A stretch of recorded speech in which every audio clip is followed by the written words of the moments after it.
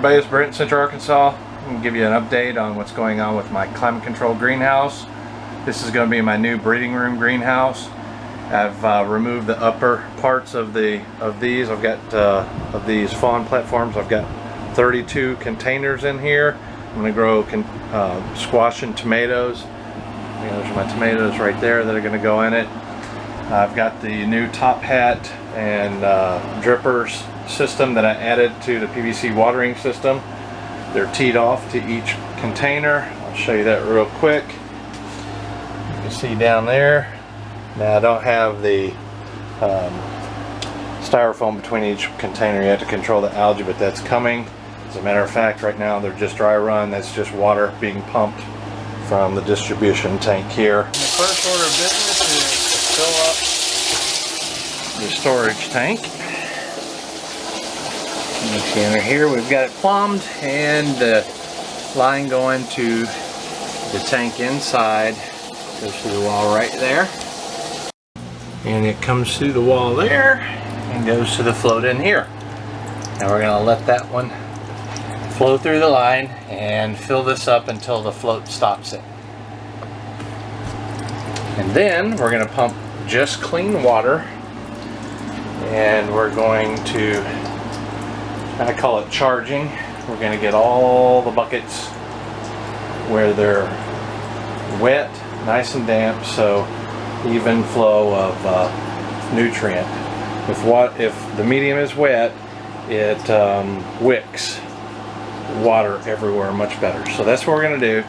We're getting the pots ready to put the tomatoes in and squash or anything else. Plus we're going to run it, and we're going to watch and see the levels on the gutters, and we're going to make sure it drains and there's no leaks and all that kind of stuff before we get the plants out.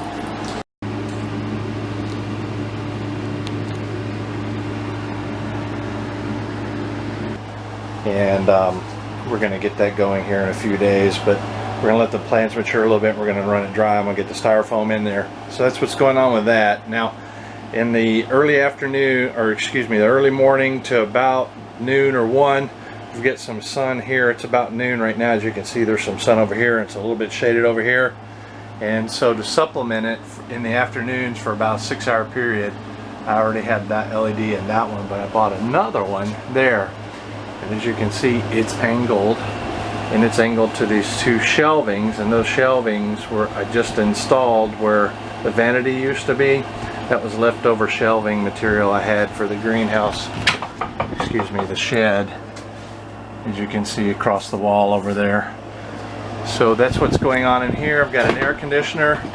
I've got the air conditioner installed now, and it's set to a timer. It's set to come on at 80 degrees, and right now it stays on pretty good. It does go off a good bit, but after the sun passes over the top of the shed here, the greenhouse and shed, it cuts off significantly. And my power usage, all 3 LEDs use about 435 watts, and the air conditioner uses about the same. So when everything is running, I'm still using less than 900 watts. But obviously the LEDs aren't on right now. They don't come on until this afternoon, and they only run for 6 hours a day. The air conditioner, like I said, it'll shut off. Now I move the vanity over here so I can keep storage stuff in there. Still got my shelving, and I've got my 2 temperature and humidity in here. Helps keep me on track with that. Alright, well, what I'm growing here this time is a mixture of, what I'm using as a grow medium is what I should say, is a mixture of peat and rice hulls, and I'll show you what that looks like here. So yep, got my tumbler out, using it again. I got the peat in there, and I've got my rice hulls in the wheelbarrow.